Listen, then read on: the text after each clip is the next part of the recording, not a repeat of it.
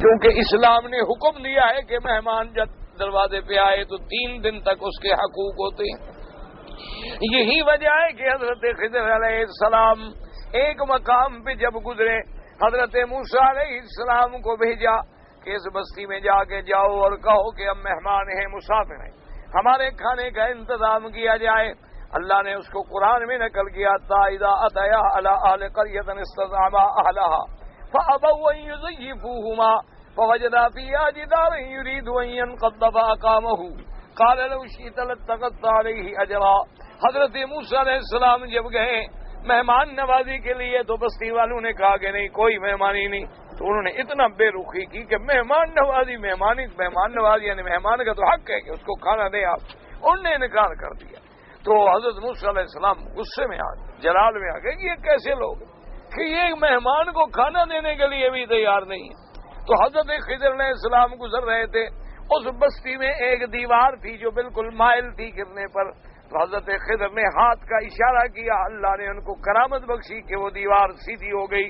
موسیٰ علیہ السلام جلال میں آ گئے، انہوں نے کہا خضر عجیب بات ہے، وہ ہمیں کھانا نہیں دیتے، تم اس کی دیواریں بنا رہے، ایسی قوم کی ایسی بستی والوں کی دیوار گرنے دیتے گرجیت دفاؤ، جن لوگوں نے ہمیں مہمانی ہی نہیں دی ہے، یا پھر ان کو بلاتے کہ بھئی ہمیں مزدوری دو، ہم تمہاری دیوار ٹھیک کر دیتے، تو ان سے لینے کا بھی ہمیں شریعت میں حق تھا۔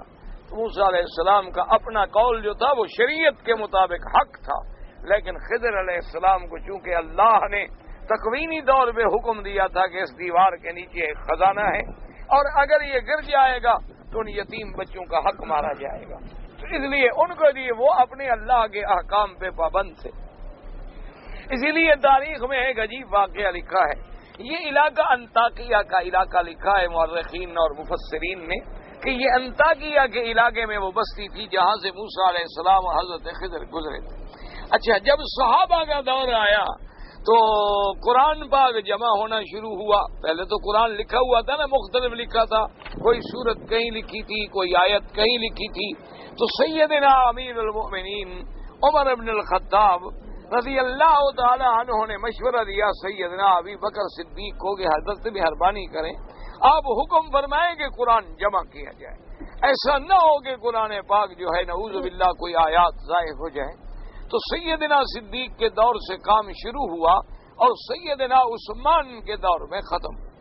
اس کے بعد پھر جب تابعین کا دور آیا تو اس دور میں اسی انطاکیہ کی بستی کے کچھ لوگ آئے، انہوں نے کہا کہ بھئی مہربانی کرو، ہماری بستی والوں کے ذمے جو قرآن میں ایک آیت آ گئی ہے نا تو ساری دنیا ہم پہ لعنت بھیجتی ہے کہ یار کہ کیسے بستی والے تھے کہ پیغمبر کو بھی روٹی نہیں تھی، ایک اللہ کے نبی کو بھی روٹی نہیں تھی، تم مہربانی یہ کرو کہ صرف 2 نقطے بدل دو تو جو مرضی آئے نا ہم سے بدلہ لے لو، خزانے لے لو، پیسے لے لو۔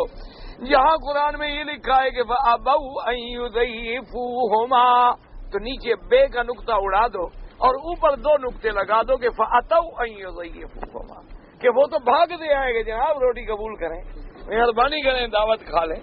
تو صرف یہ 2 نقطے ہی بدلنے ہیں اور ہم ساری زندگی عذاب سے چھوٹ جائیں گے۔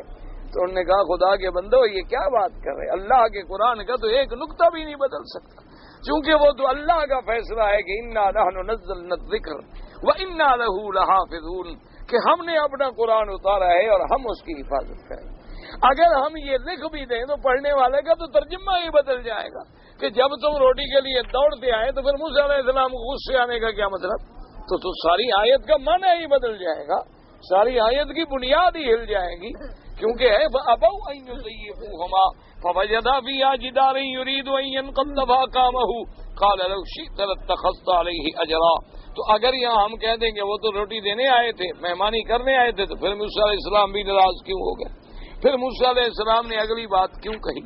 تو بہرحال یعنی قرآن پاک کی حفاظت کا یہ بھی ایک مقام ہے کہ صدیاں بیت گئیں لیکن کوئی ایک نقطے میں بھی تبدیلی نہیں کر سکتا، کوئی ایک زبر اور زیر میں بھی تبدیلی نہیں کر سکتا۔ یعنی قرآن کی تحریف کے سب سے بڑے دعوے دار جو ہیں روافض ہیں، وہ کہتی ہیں کہ یہ قرآن جو ہے محفوظ نہیں ہے۔ انہوں نے باقاعدہ کتاب لکھی ہے، اس کتاب کا نام ہے فصل الخطاب فی تحریف کتاب رب الارباب۔ اس میں انہوں نے 2000 روایتیں نقل کی ہیں اور اس میں انہوں نے ثابت کرنے کی کوشش کی ہے کہ یہ قرآن جو ہے محرف ہے، مبدل ہے، اور یہ قرآن جو ہے اللہ کا بدل ڈالا گیا ہے۔ یہ صحابہ نے اپنے منشے سے بدل دیا ہے. اصل قرآن تو وہ ہے جو مصحف سیدنا علی ہے اور مصحف سیدنا فاطمہ ہے رضی اللہ تعالی عنہ. یہ قرآن جو ہے نعوذ باللہ یہ تو ناقص ہے. اس قرآن میں تو بہت ساری آیات نہیں, لیکن اللہ کی شان دیکھیں کہ اللہ نے اپنے کلام کا معجزہ ظاہر فرما دیا کہ آج صدیاں بیت گئیں لیکن صنعاء کے علاقے میں سیدنا علی کی قلم سے لکھا ہوا قرآن موجود ہے. حضرت علی رضی اللہ تعالی عنہ کی اپنی قلم مبارک سے پورا قرآن لکھا ہوا موجود ہے جو اس وقت ان کے میوزیم میں رکھا ہے اور لاکھوں دنیا زیارت کر رہی ہے. اللہ کی شکر ہے کہ سیدنا علی کے قرآن میں اور موجودہ قرآن میں ایک حرف کا فرق بھی نہیں. تو اللہ تبارک و تعالی نے یعنی ان کو جھوٹا کرنے کے لیے وہ قرآن بھی موجود ہے بے عینی ہی بے اصلی ہی جو سیدنا علی نے لکھا. اس سے بڑی صداقت کیا ہو سکتی ہے اللہ کے قرآن کی. تو اللہ تبارک و تعالیٰ کے احکام کو تو کوئی نہیں بدل سکتا. تو اس لیے انہوں نے فرمایا کہ یہ بات ہے کہ اگر کوئی ضیف, حضور نے فرمایا کہ بستی والے مہمانداری نہ کریں تو تمہیں حق ہے اتنا لے لینے کا. وقال الامام احمد حدثنا محمد بن جعفر قال حدثنا شعبة قال سمعت الجودي بحديث حدث سعيد بن المهاجر عن المقدام بن ابي كريمة عن النبي صلى الله عليه وسلم انه قال ايما مسلم ضاف قوما فاصبح الضيف محروما فان حقا على كل مسلم نصره حتى ياخذ بقرى ليلته من زرعه وماله تفرد به احمد من هذا الوجه. ایک حدیث پاک میں یہ بھی آیا ہے کہ حضور پاک نے فرمایا کہ اگر کوئی مسلمان کسی قوم کے پاس مہمان ہو کے ٹھہرا, انہوں نے اس کو کھانا نہ دیا, مہمانی نہ کی, ضیافت نہ کی, آپ نے فرمایا اس بستی میں جتنے مسلمان ہیں ان پر فرض ہے کہ اس کی مدد کریں اور اس کی جائیداد سے, اس کی زرع سے, اس کے مال سے اس کا حق دلائیں, کیونکہ یہ ضیافت دینا جو ہے مسلمان کا حق ہے, یہ مسلمان کا حق ہے اور اپنے حق کے برابر لینا جو ہے شریعت میں جائز ہے. لیکن حق یہ ہوتا ہے کہ 3 دن کے لیے, 3 دن کے بعد جو ہے پھر وہ حق نہیں ہوتا. پھر اگلے کی مہربانی ہے, چاہے وہ سال دیتا رہے 2 سال دیتا رہے, لیکن اسلام نے جو حقوق رکھے ہیں مہمانداری کے وہ یہ. بہرحال یہ روایات اور یہ اخلاق اور یہ اسلامی ہدایات اس زمانے میں تھی جب مسلمانوں کو اللہ اور اللہ کے احکام کا خوف تھا اور ڈر تھا. اور دوسرا کچھ وجوہات بھی تھیں کہ دیہات تھے, جیسے اب ہم کسی بستیوں میں دیہاتوں میں جائیں تو کیا نہ ہوٹل ہے نہ رہنے کی جگہ ہے, تو لازمی بات ہے کسی سے ہم کھانا مانگیں گے, کسی کی گھر میں ہم جائیں گے. لیکن اگر شہر ہے اور وسائل موجود ہے تو پھر کسی کے پاس مہمان ہونے کی ضرورت بھی نہیں. اللہ تبارک و تعالیٰ نے خود اسباب پیدا کر دیے کہ ہر آدمی جا کے بازار سے کھانا کھا سکتا ہے, تو پھر اسے کیا ضرورت ہے کہ کسی کے پاس جا کے اپنے آپ کو محتاج بنائے. ہاں اگر وہ خود بلائے اور دعوت دے تو پھر اس کو حق ادا کرنا ہوگا, اور حق ادا نہ کریں تو اتنی مقدار میں شریعت لینے کی اجازت دیتی. وقال احمد بن يحيى بن سعيد شعبان منصور الشعبي عن المقدام بن ابي كريمة سمع رسول الله صلى الله عليه وسلم يقول ليلة الضيف واجبة على كل مسلم فإن أصبح بفنائه محروما كان دينا عليه فإن شاء اقتضاه وإن شاء تركه. اس حدیث پاک میں بھی آتا ہے حضور پاک نے فرمایا کہ اگر کوئی بندہ کسی کے پاس جائے رات میں تو اس پر اس کی مہمانداری واجب ہے, اس کی ذمہ داری ہے. وہ اس کے گھر میں اگر مہمانداری سے محروم ہو گیا تو یہ اس کا قرضہ ہے, وہ چاہے تو وصول کرے اور چاہے تو چھوڑ دے. یعنی وہ مہمانداری کر رہا تو اس کی ذمہ داری تھی, یہ اس کے ذمہ گویا قرضہ ہو گیا, تو اب یہ اس کا حق ہے کہ چاہے تو ان سے وصول کر لے اور چاہے تو پھر اس کو چھوڑ دے اور وصول نہ کرے, ورنہ شرعاً اس کا حق ہے. رواه ايضا غندر شعبان زياد بن عبد الله البكائي وكيع بن نعيم عن سفيان الثوري ثلاثة من منصور به وكذا رواه ابو داود بن حديث ابي عوان عن منصور به. ومن هذه الاحاديث امثال احمد وغيره الى وجوب الضيافة. ومن هذا الكبير الحديث الذي رواه الحافظ ابو بکر البزار. انہی احادیث مبارک کو سامنے رکھتے ہوئے حضرت امام احمد بن حنبل رحمۃ اللہ علیہ فرماتی ہیں کہ مہمانداری جو ہے یہ واجب ہے, اگر مہمان آ جائے تو اس کو دینا ہوگا. حدثنا عمرو بن علی قال حدثنا صفوان بن عیسیٰ قال حدثنا محمد بن يزيد النبي هريرة رضي الله تعالى عنه أن رجلا أتى النبي صلى الله عليه وسلم فقال إن لي جارا يؤذيني فقال له اخرج متاعك ودعه الطريق فأخرج متاعه ودعه الطريق وكل من مر به قال ما لك قال جاري يؤذيني فيقول اللهم لعنه اللهم اخزه قال فقال رجل ارجع إلى منزلك والله لا أوذيك أبدا. ایک حدیث مبارک میں آتا ہے حضور پاک سرکار دو عالم صلی اللہ علیہ وسلم کی خدمت میں ایک آدمی آیا.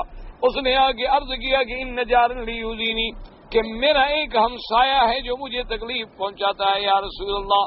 آپ نے فرمایا تم اپنے گھر کا مال سامان نکال کے رستے پہ بیٹھ جاؤ بس. تو وہ آیا اس نے اپنے گھر کا سارا سامان نکالا اور سڑک پہ بیٹھ گیا. اب جو بندہ گزرے وہ کہ ہمارا کا کیا ہو گیا یار, کیوں سامان نکال کے سب یار کیا کروں ہمسائے نے تنگ کیا, ہمسائے نے تنگ کیا ہو گیا. اللہ والا یا اللہ لعنت کرے ایسے آدمی کو جو ہمسایوں کو تکلیف پہنچاتا ہے. جو بھی گزرے ہو گئے یار اللہ سب مردود ہے کہ ہمسائے کو تکلیف پہنچاتا ہے, اللہ اس پہ لعنت کرے. وہ جناب شام ہوئی تو آیا, اس نے کہا خدا کے لیے اپنے گھر میں داخل ہو جاؤ یار, میں قسم کھاتا ہوں کہ میں کبھی تمہیں تکلیف نہیں پہنچاؤں گا. مجھے جو سزا آج مل گئی ہے نا کافی ہے کہ جو بندہ بھی سڑک سے گزرا اس نے مجھے لعنتیں بھیجی ہیں, اور کیا چاہیے.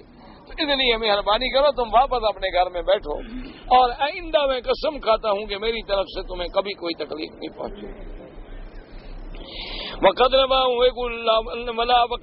ابو داود في كتاب الادب النبي توبة الربي النبي سليمان بن حيان نبي خالد الاحمر محمد بن اجران به ثم قال البزار لا نعلمه يروى النبي الا بهذا الاسناد. ورواه ابو جعيفة بن عبد الله النبي يوسف بن عبد الله بن سلام عن النبي صلی اللہ علیہ وسلم. کیوں اس کی وجہ ہے کہ آخر مظلوم کے حق میں تو لوگوں کی دعا نکلتی ہے نا خود بخود.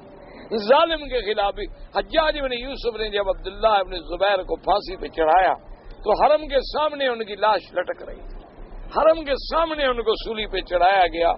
لیکن کمال ہے ان کی صبر کا کہ بی بی اسما جب ان کی والدہ گزری تو والدہ نے اپنے بیٹے کو سولی پہ لٹکا ہوا دیکھا تو کوئی رونا نہیں, کہنے لگی اچھا ابھی میرا سوار سواری سے نہیں اترا, یعنی ابھی بھی وہ سواری پر بیٹھا ہے, اونچے جو تھے زمین سے. اچھا اب جو آدمی گزرتا تو وہ کہتا اللہ تم پر رحمت کرے اور اللہ تیرے پھانسی دینے والے پر لعنت کرے. تو اب جناب حجاج کو رپورٹ پہنچی, نے کہا جی لاکھوں لعنتیں تو آپ کو پہنچ چکی ہیں, ابھی اور کتنی دیر لٹکانا ہے. تو اس نے کہا جلدی کرو اتارو بس دفن کر دو, کیونکہ جو بھی گزرے دیکھے عبداللہ ابن زبیر جیسا آدمی پھانسی پہ کھڑا ہو تو جو بھی گزرے تو وہ کہے بھی اللہ تجھ پر تو رحمت کرے اور تیرے پھانسی دینے والوں پہ لعنت کرے. تو لاکھوں لعنتیں پہنچی تو پھر وہ خود گھبرا گیا. اس لیے جب آدمی ظالم ہو تو اس کے بارے میں تو پھر لوگ بات کرتے ہیں, فطری بات. وقوله تبارك وتعالى ان تبدوا خيرا او تخفوه وتعفوا عن سوء فان الله كان عفوا قديرا. اي ان تظهروا ايها الناس خيرا واخفيتم ووفيتم من ساء اليكم فان ذلك مما يقربكم عند الله ويزيد ثوابكم لديه. فان من صفاته تعالى ان يعفو مع عباده عن عباده ما قدرته على عقابهم. اللہ پاک نے فرمایا تم کوئی بھلائی کا کام چاہے ظاہر کرو یا چھپ کے کرو, اللہ کو تو پتہ ہے, یا تم کسی نے تم سے برا کیا اور تم نے معاف کر دیا پھر بھی اللہ جانتے ہیں. اور یہ میرے اللہ کی صفات ہیں کہ اللہ قدرت رکھنے کے باوجود بھی اپنے دشمنوں کو ڈھیل دے دیتے ہیں. اللہ تبارک و تعالیٰ اب دیکھیں نا قدرت ہے, اللہ چاہے تو ایک سیکنڈ کے کروڑویں حصے سے بھی پہلے ساری دنیا سے کافر فنا ہو جائے, لیکن اللہ کا شرک کر رہے ہیں, بتوں کی پوجا کر رہے ہیں, ان کو روٹی بھی مل رہی ہے, روزی بھی مل رہی ہے, کھانے بھی مل رہے ہیں, اولادیں بھی مل رہی. یہ تو اللہ تبارک و تعالیٰ کا کمال قدرت ہے کہ ہم گناہ کرتے ہیں لیکن ہمارا رزق بند نہیں ہو. ورنہ اگر اللہ تبارک و تعالیٰ فیصلہ فرما دے کہ جو بندہ آج گناہ کرے گا روٹی بند, تو آدمی دوسرے دن سیدھا نہ ہو جائے, دوسرے دن سیدھا ہو جائے, عقل آ جائے. اب تو یہ تو اللہ کا کرم ہے کہ ہم نافرمانیوں میں بڑھ رہے ہیں لیکن اس کی رحمتیں پھر بھی آ رہی, اس کا کرم پھر بھی آ رہا ہے. تو بندے کو بھی تو چاہیے کہ وہ اللہ تبارک و تعالیٰ کے اخلاق سے صفت سیکھے. تخلقوا باخلاق اللہ, اللہ کے اخلاق کی عادت بناؤ کہ اللہ تبارک و تعالیٰ قدرت کے بعد معاف کر دیتے ہیں تو تم بھی معاف کر دو, تم بھی معاف کرنا سیکھو. ولہذا قال تعالیٰ فإن اللہ کان عفوا قدیرا. ولہذا ورد فی الأثر ان حملة العرش يسبحون اللہ فيقول بعض سبحانك على علمك بعد علمك. حدیث مبارک میں آتا ہے کہ اللہ تبارک و تعالیٰ کے جو فرشتے ہیں، اللہ تعالیٰ کے جو فرشتے جنہوں نے اللہ کا عرش اٹھایا ہے، وہ اللہ کی تسبیح کہتے ہیں. ہر فرشتے کی مختلف تسبیح ہوتی ہے. تو بعض فرشتے یہ کہتے ہیں سبحانک علی علمک بعد علمک، پاک ہے تیری ذات، کمال ہے تیرے علم کا، تیرے حوصلے کا کہ جاننے کے باوجود بھی تو بندوں پہ رحمت کر رہا ہے. جانتا ہے کہ میرے نافرمان ہے پھر بھی رحمت کر. وَيَقُولُ بَعْضُهُمْ سُبْحَانَكَ عَلَىٰ عَفْوِكَ بَعْدَ قُدْرَتِكَ، وہ کہتے ہیں مولا تیری شان ہے کہ تیری معافی اور قدرت بھی ہے، بدلہ لینے کی طاقت بھی ہے، پھر بھی تو معاف کر دیتا ہے.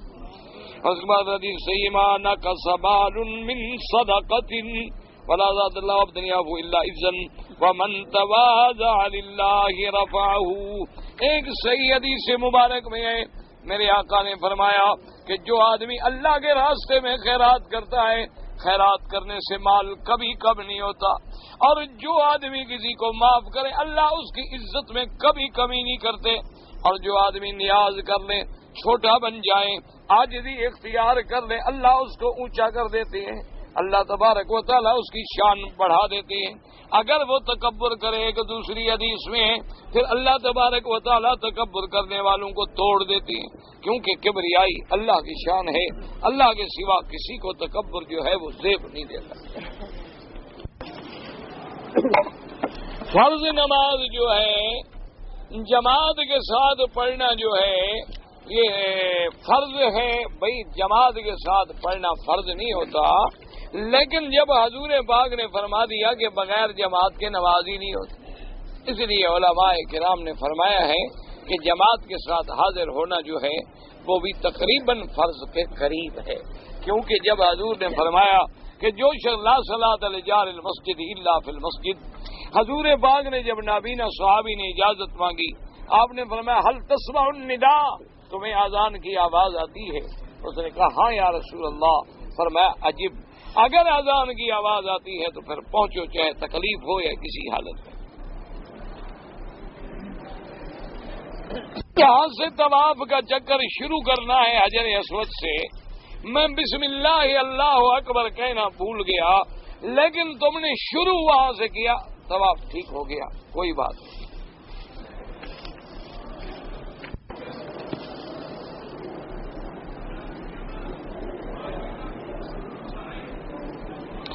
میں مینا سے طواف کرنے طواف زیارت کے لیے حرم آئی ایک عورت، اور یہاں اس کا شوہر وہ بچھڑ گئے. اب وہ 3 دن تک حرم میں رہی اکیلی، اور اس کے شوہر نے کنگریاں ماری. تو بات ٹھیک ہے، اللہ قبول فرمائے، عذر ہے. ویسے اگر اللہ توفیق دے تو دم دے دیں، کیونکہ تم نے وکیل کو، شوہر کو وکیل تو بنایا نہیں، اس نے تو بیچارے نے خود احتیاطاً کنگریاں تمہاری مار دی نا. تم نے تو اس کو نہیں کہا تھا نا کہ جا کے میری کنکریاں مارو، وہ تو گم ہو گیا. تو اس لیے اگر اللہ توفیق دے تو دم دے دیں، ورنہ اللہ پاک رحمت فرمائیں.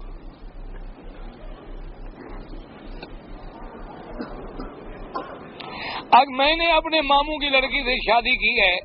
میری شادی جو ہے گھر والوں نے زبردستی کرائی، اب تو بہرحال ہو گئی. میری ایک بچی بھی ہے، لیکن میری بیوی سے نہیں بنتی، تو کیا میں اس کو طلاق دے سکتا ہوں؟ بھئی کوشش تو یہ کرو کہ طلاق کی نوبت نہ آئے، کیونکہ ابغض الحلال عند اللہ الطلاق، اللہ کو طلاق جو ہے وہ بڑی ناپسند ہے. بلکہ ایک روایت میں یہ بھی آتا ہے کہ کوئی بندہ اپنی عورت کو اگر بغیر جرم کے طلاق دے تو اللہ کا عرش ہل جاتا ہے. تو یہ اتنا بڑا جرم ہے. سوچ لو، صرف نفرت ہو سکتا ہے تمہیں نفرت ہو، اسی سے اللہ تمہیں کوئی ایسی اولاد دے دیں جو تمہیں قیامت تک یاد زندہ رکھ لے. لا تحسبوه شر لكم بل هو خير لكم. اسی طرح اللہ نے قرآن میں حکم دیا ہے عسى ان تكرهوا شيئا فهو خير لكم، کہ بعض اوقات ایک عورت کو تم برا سمجھتے ہو لیکن اسی میں اللہ نے تیرے لیے خیر رکھی ہوتی ہے، اسی سے ایک ایسی اولاد پیدا ہو جاتی ہے جو قیامت تک تیرا نام روشن کر دیتی ہے. تو اس لیے سب سے پہلے تو صبر کرو اور سلو کرنے کی کوشش کرو، اور اس نفرت کو محبت میں بدلنے کی کوشش کرو. اور یہ کوئی مشکل مسئلہ نہیں ہے اگر نیت ٹھیک ہو. ہاں یہ علیحدہ بات ہے کہ تمہارے دماغ میں کسی اور لڑکی کا عشق ابھی سے چڑھا ہوا ہے، اور تم الزام جو ہے اپنے ماں باپ بیچاروں پہ لگا رہے ہو تو پھر تم اگر ناجائز طلاق دو گے تو قیامت میں پکڑے جاؤ گے۔ اگر تم جائز ہے کہ عورت تمہارے حقوق ادا نہیں کرتی، عورت حقوق زوجیت ادا نہیں کرتی، تم اس کو سمجھاتے ہو وہ نہیں مانتی، اور نشوز اتنا بڑھ گیا ہے یا دلوں میں نفرت ایسی پیدا ہو گئی ہے کہ تم اس کے حق ادا کرنے کے واقعی قادر نہیں ہو، تو پھر طلاق دینے کی اجازت۔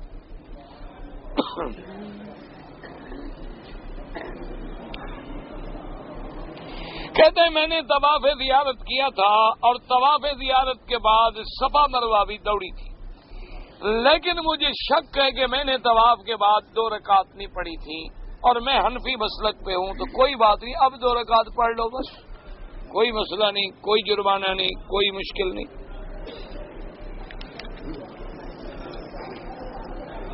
ماتھے پہ ہاتھ رکھ کے بوسہ لیتے، ماتھے پر بوسہ لینا جائز ہے، کوئی منع نہیں۔ شاست تو کوئی نہیں ہوتا، چاشت ہوتی ہے البتہ۔ نماز جو ہے شاست مہینے میں نہیں، روز پڑھی جاتی ہے، پڑھو تو ثواب ہے، نہ پڑھو تمہاری مرضی۔ اشراق کی نماز جو ہے، اصل مسئلہ یہ ہے کہ صبح کی نماز پڑھنے کے بعد آپ مسجد میں رہیں اور دنیا کی بات نہ کریں، اور اس وقت تک بیٹھے رہیں جب سورج نکل کے اوپر آ جائے، اور اس کے بعد اگر آپ 4 رکعتیں پڑھ لیں تو ایک عمرہ مقبولہ کا ثواب ملتا ہے۔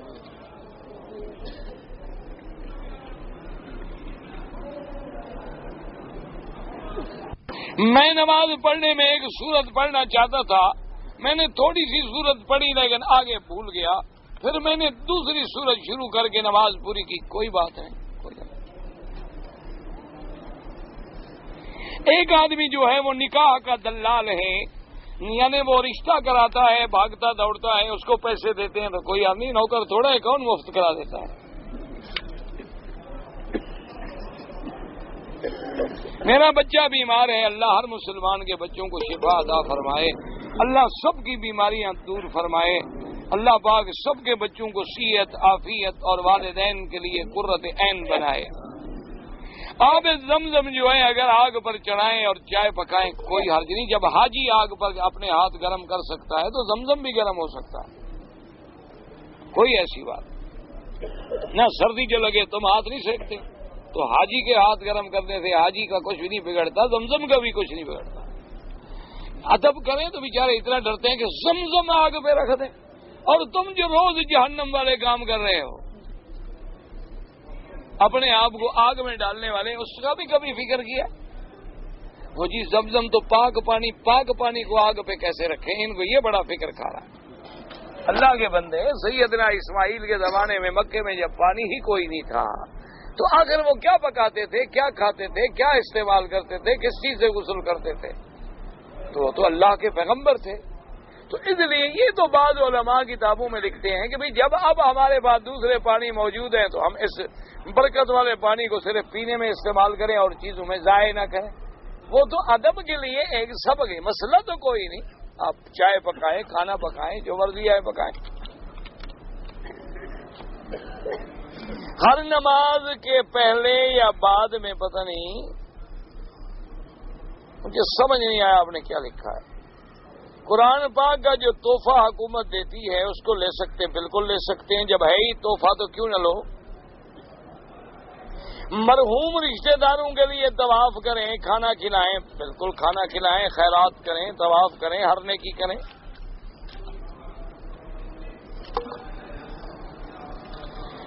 اس ڈاکٹر صاحب نے مجھے سلام کہے ہیں، اللہ ان کو خوش رکھے، آپ میرے بھی انہیں سلام پہنچا دیں۔ کہتے ہیں جی امام فقہ میں 4 گزرے ہیں، تو ہم جس امام کی چاہے پیروی کریں یا کسی ایک کی، تو 2 کشتیوں پہ پاؤں رکھ کے کبھی سفر کر دیکھنا، جو نتیجہ نکلے مجھے لکھ دینا۔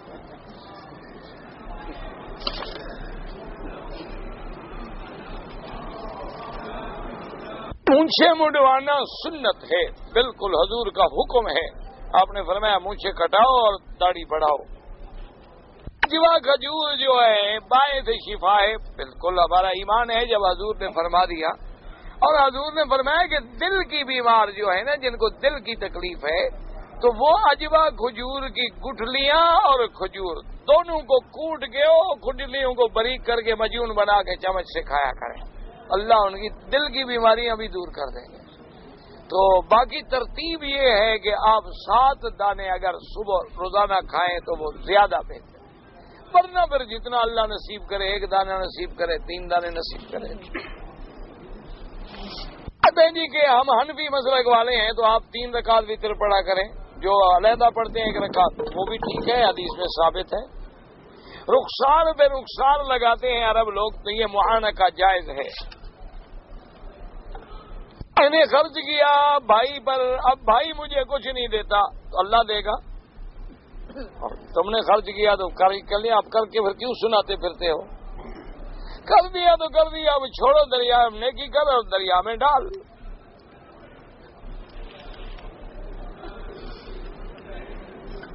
اگر لاری یا ٹرک وغیرہ ہم کرائے پر چلاتے ہیں تو جو آمدنی ہو اس کی زکوٰۃ ہوگی، اس ٹرک کی قیمت کی زکوٰۃ نہیں ہوتی۔